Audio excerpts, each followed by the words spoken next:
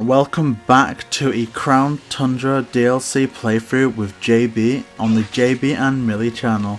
So I am in the standard wild area, as you can see, because last episode, at the end of it, it was basically announced that the legendary bird trio will be branching out. One in the Isle of Armor, one in this wild area, and the final one in the Crown Tundra. So we're just going to do a blast from the past and just see if we can find them here.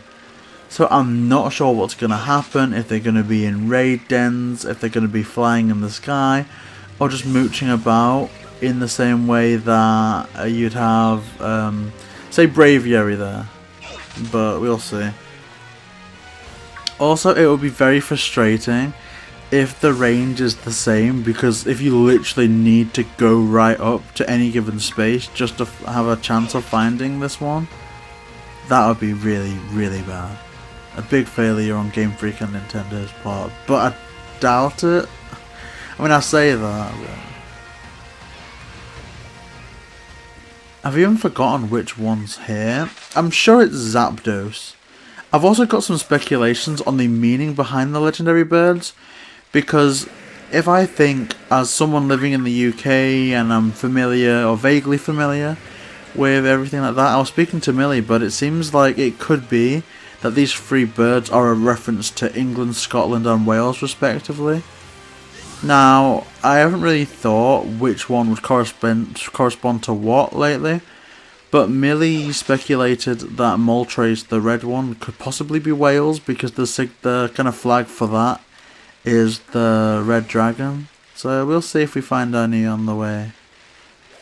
Ooh, is that there? Holy cow, that's pretty good range. Oh gosh, it's running, it's charging.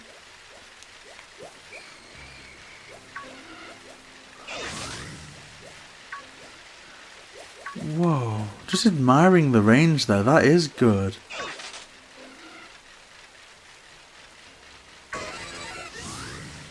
Like, on one hand, you have to respect it, because they acknowledged the criticism that people had, that, you know, the render distance was awful. And you do have to admire the fact that they did just go, okay, we're going to fix it, because for hunting down these legendary birds, you can't need to have to go so close to them to even find them, or that would just be ridiculous. Like, if Zapdos fled from beyond my sight, I would have no chance of finding them again, and finding them initially would be difficult enough.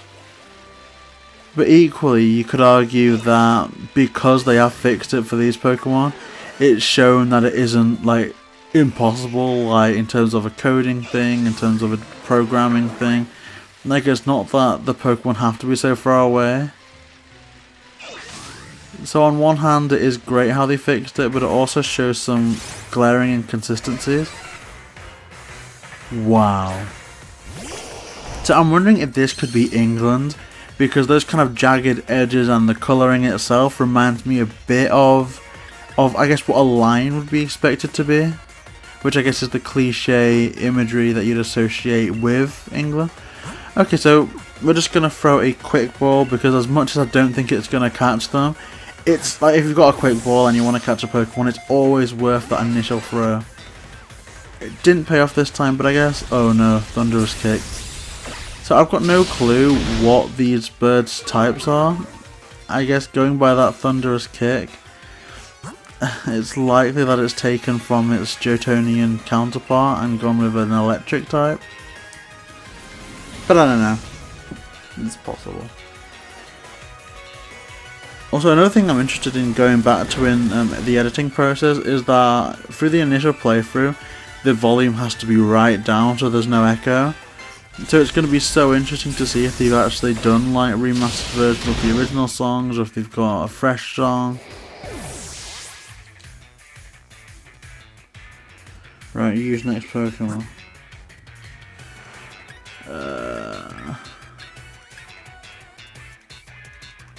Okay, Hurricane.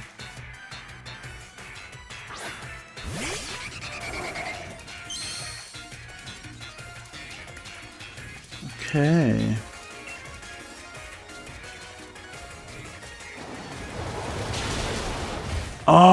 Okay, I did not mean to catch them. Or to destroy them.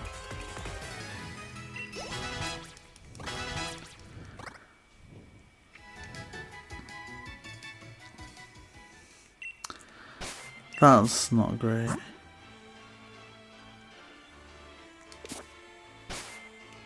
I guess though we look for the others. So let's quickly pop over to the Isle of Armor. I mean, we'll at least be encountering them all today if we're not catching them. Okay, so there they are.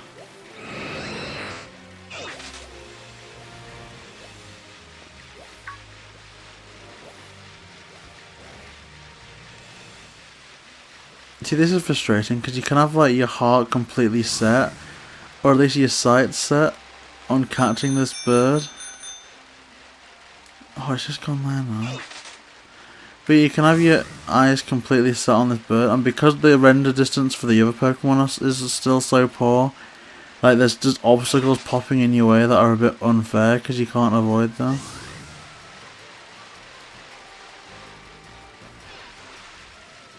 See, this is difficult because there's no like way onto land for every area of the sea, if that makes sense. So in that situation there, I literally had to backtrack to get back into the place where I can catch the Pokemon again, or at least chase them.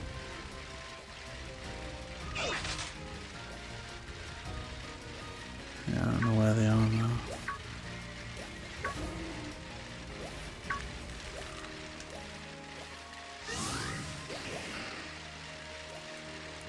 But again, I'm appreciating how the render distance has improved. It's just, I don't know, like this. So many awkward parts that just make this a bit of a miserable experience.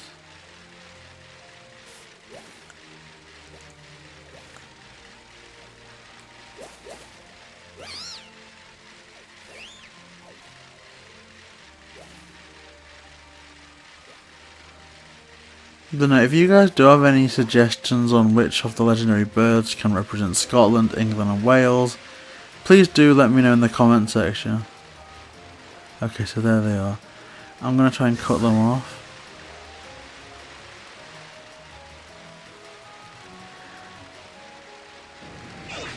I'll see, look at that Gyarados. And when there's like things like this, like oh, for heaven's sake. Like, but when there's things like the sharks, like completely zooming around, I don't know, it just isn't sitting well with me personally. The fact that you have to go through all this song and dance. Because I understand difficulty, like a big criticism of the Isle of Armor was that it was too easy. And it's kind of like, you know, yeah, that's accepted, but I feel like there's a right way and a wrong way to go about difficulty. The right way being, you know, scale the levels a bit, make the Pokemon higher, make the AI smarter, so that it's, you know, the moves are better selected. Do any of that. It's just when you're putting tedious tasks and unnecessary obstacles just to, like, you know, I don't know. I just feel that there's a right way and a wrong way to do things, and I feel that they've chosen the wrong way. Okay.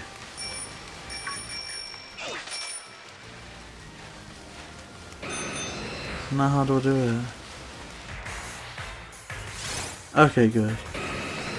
Whoa. Gotta say, they were stunning looking Pokemon. So again, always throw your quick ball beforehand, because you never know when you're gonna look out.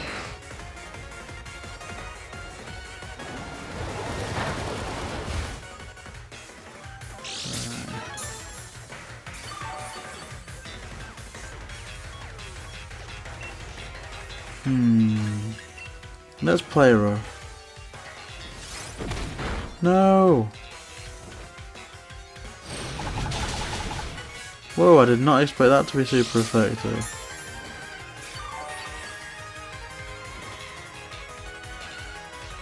Right. Ultra Ball. I need to stock up on balls. Ah! Okay, good. Good avoiding.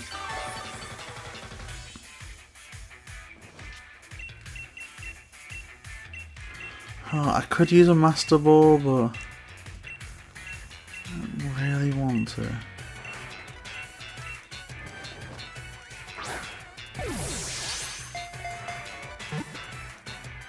Come on, come on, come on. Oh, I think I've done it. Oh! Oh, misery.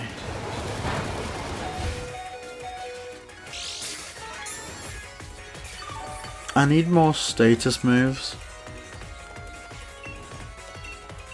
See, I don't know if anyone else gets like this, but I actively try not to use 2 of the same balls in a row. Just because, I don't know, maybe it's like a phobia that I've got from the DS, but I always associate just spamming balls with, I don't know, they just seem to get less effective over time. I guess if you're using a timer ball, but even then, I don't really like to double up.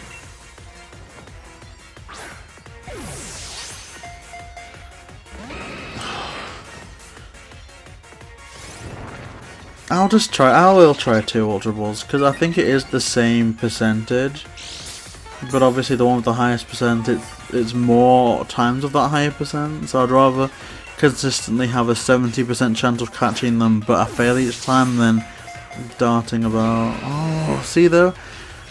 And I just feel like when I threw it with the Great Ball, it at least shook once or twice, whereas the Ultra Ball, it just, I don't know. I just get weird with stuff like that.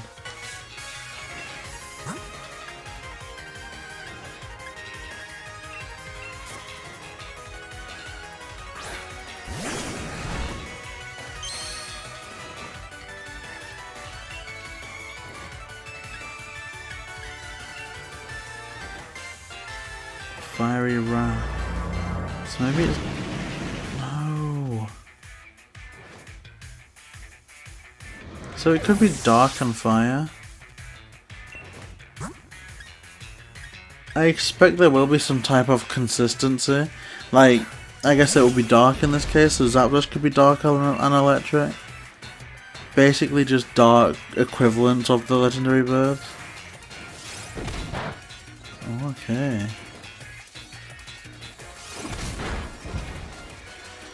Again, disappointing that they got knocked out, but at this point I don't know what the catch rates are.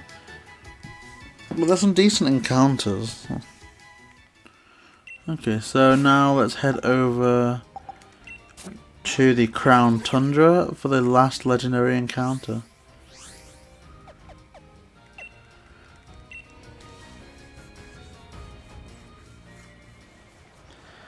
Okay, so this will be Articuno, of course. Very fitting for the Crown Tundra. And presumably this will be another one that's flying about instead of darting about. Just because of the nature of Articuno, they're not like... They kind of more flightless bird vibe of Zapdos.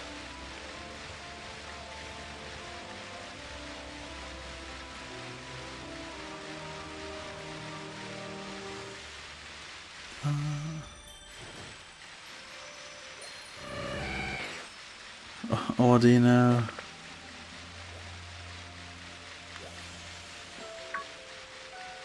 Again though, a huge quality of life is just knowing that you're going to be able to see them from a while off. I mean, I guess it kind of goes without saying that because of the cold stereotype of Scotland and, you know, obviously where the Crown Tundra is based off, Articuno is more or less going to be Scotland if my theory is to be believed. So I guess Moltres, Wales, Articuno, Scotland, and Zapdos, the UK. Well, not the UK, sorry, England. Because it's all the UK.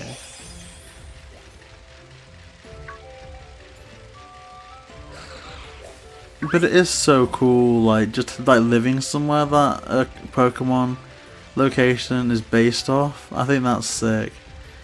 And again, I really am hoping that the next one is going to be based on India, because with all like the backstory of Chairman Rose and potentially what's going to be expanded upon with Peony, it very much looks like it's hinting that way, and like it'll be cool to just kind of see native Copperages roaming about.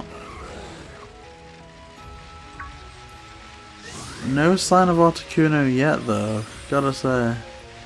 Like, the others were relatively easy to find, not to catch but to find.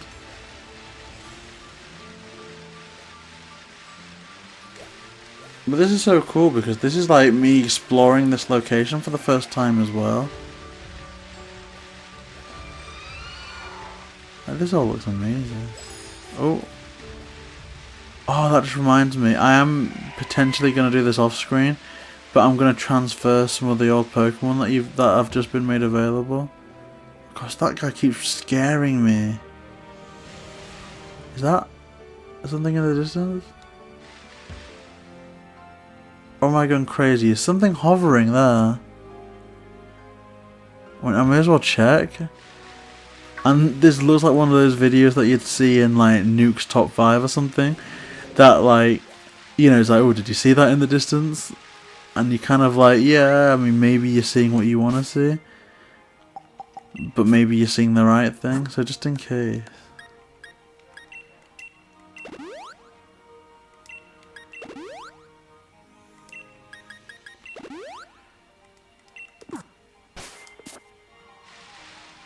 That is it, right?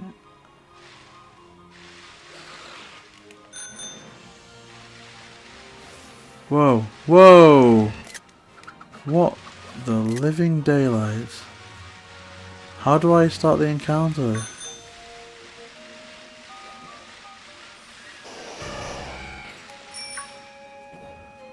What? Oh, okay. Articuno.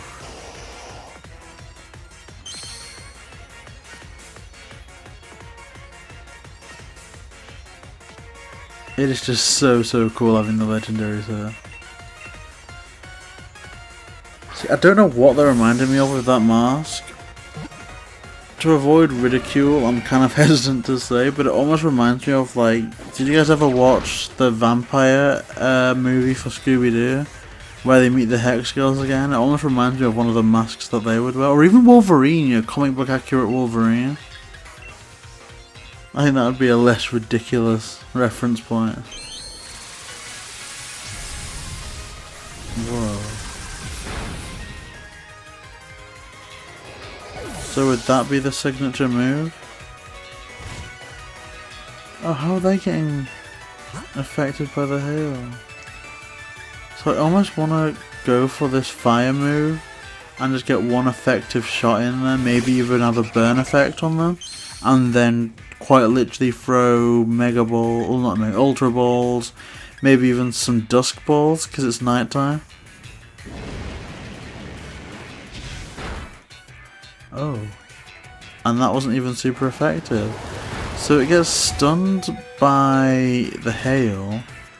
And it isn't super effective against fire, so clearly not ice. So it's dark and ghost, maybe, with how it could replicate itself. Ghost and psychic.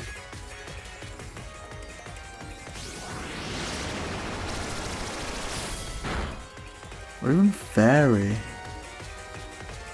Like, it could be like a darker fairy type, like Grimmsnarl.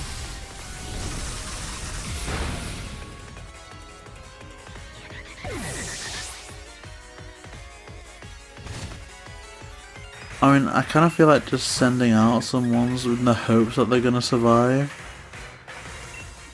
Just because if they keep getting stunned by the hail like that, it's probably worth just chipping away at the damage by themselves. I mean, I can do this just for like the turn. Yay, good Navius. Also, no word of a lie, your comment will be pinned.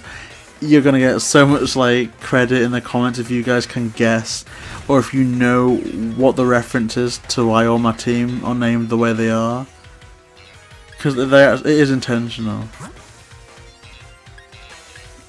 I don't know why I've gone into this menu to do this. But I am tempted to throw a Master Ball just to say that we caught one in this video. Come on, no.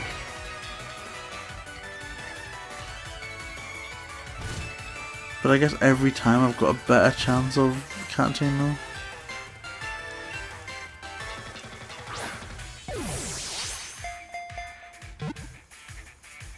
Okay.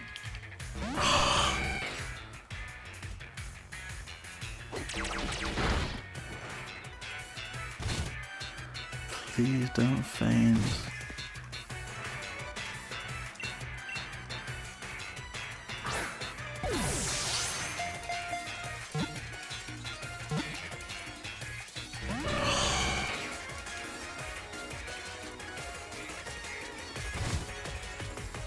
Ah, okay, so that's the third one fainted. But no, now that you guys kind of know where to find the Pokemon, kind of where they move, the most difficult, obviously Moltres will be the one that you have most difficulty catching up with. Not only is the Isle of Armor not really suited for like that kind of high speed pursuit, but it's also a bit awkward to know when you're going to get them, because with this it's fine, I suppose, if you don't panic and you don't wander off somewhere hoping that that's going to start the encounter, you'll be fine. But with Moltres it's like, you know, do you risk having them fly off somewhere else if you don't purposely trigger the encounter? You know, what's that going to look like? So Moltres would be the most difficult to catch up to. Articuno is easy if you don't panic, and Zapdos, you're going to get some difficulty catching up to Zapdos, not going to lie, but it isn't like impossible the way Moltres is presented. So yeah, this will do it for this episode. We've tracked down all 3 legendary birds. I'm either going to catch them on screen or maybe off screen in a personal playthrough. But yeah, please let me know what part of the Isle of Armor, of the Crown Tundra you want me to cover next, because I'm planning on getting through most of it on this channel. So yeah, if you want to see that, please like, comment and subscribe. JB and Millie.